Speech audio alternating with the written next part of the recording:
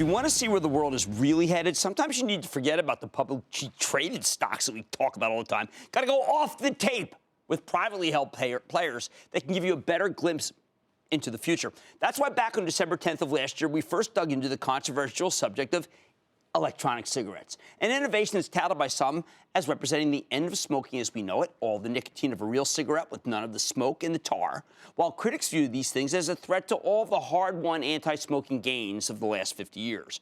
Personally, I think the critics are missing the point of this rapidly growing market that's already worth $1.5 billion here in the U.S. Sure, electronic cigarettes should be regulated. Sure, that story in the New York Times about the dangers of getting the liquid nicotine they use on your skin scared the heck out of me.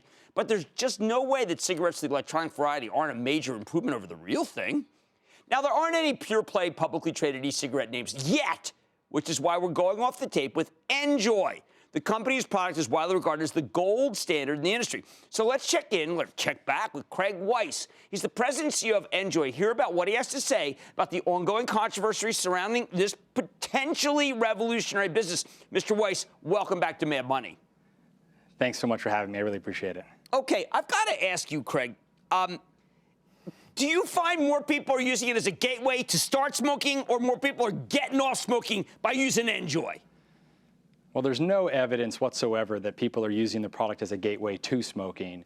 There's plenty of evidence in different peer-reviewed published scientific journal articles that, in fact, just the opposite's happening, which is that smokers are using the product, and when they do, they're smoking less cigarettes, or they're moving off of cigarettes entirely. We, in fact, published an article in the American Journal of Health Behavior last October about a clinical study that we had done to track behavior in a pilot study of smoking cessation and reduction, which demonstrated results similar to what I'm describing right now. If there's no secondhand smoke problem, and it's obviously better than the so-called real thing, why wouldn't the government say, you know what, we're going to ban the real thing and let people smoke this if they want to? Unfortunately, there's a situation in the United States where the tobacco companies have this tacit agreement with the government that even though they sell a product that, when used as directed, kills half of the customers who use it, that because they pay their taxes and they make their master settlement agreement payments to the attorney generals, they get to keep their product on the market. There's no other product in the world that does that kind of damage, that is responsible for the death, in this case, of over 450,000 Americans every year. But there doesn't seem to be the political will to ban the products, and as a result, they stay on the market. And so that's why it's so critical, because they're on the market, that companies like NJOY be able to produce a product that is truly a satisfying alternative to this product that we know is so harmful. Well, Craig, I have read through the presentations of all the other private electronic cigarette companies. You're the only one that is talking about obsoleting the traditional cigarette. Can that be done in our lifetimes?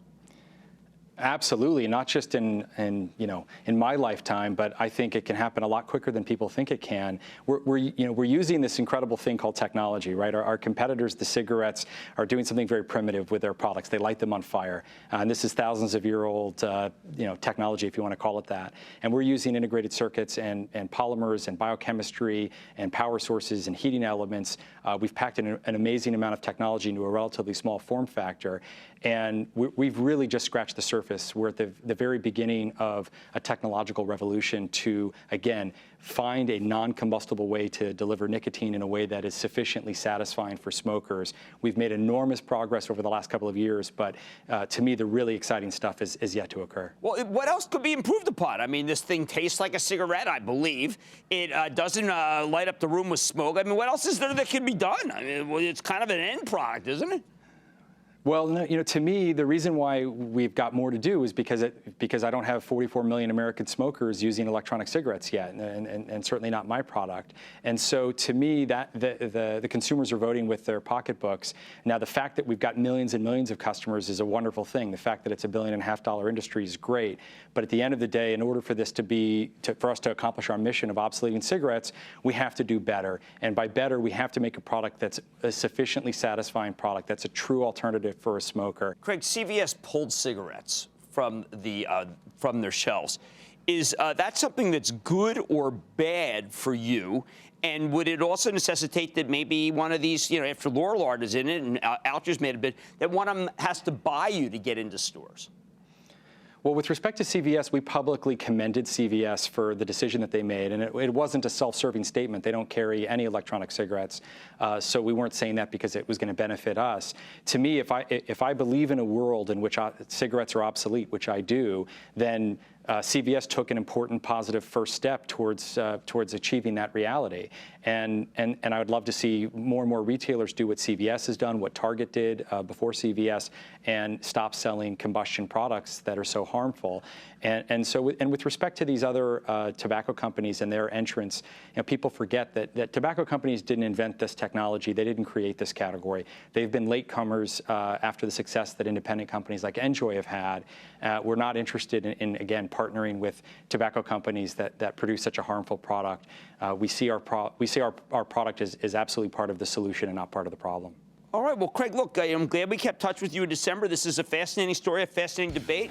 I don't know, to me, it's not Gateway. It's trying to get people off something that kills so many people, but whatever. I don't make policy. Craig Weiss, President and CEO of NJOY, thank you so much for coming on the show. Thanks, Jim. Really appreciate it. What can I say? I think if this company were public, you would probably want to own the stock. In the interim, hey, you know what? We'll just put this one out and wait. Stay with Cramer.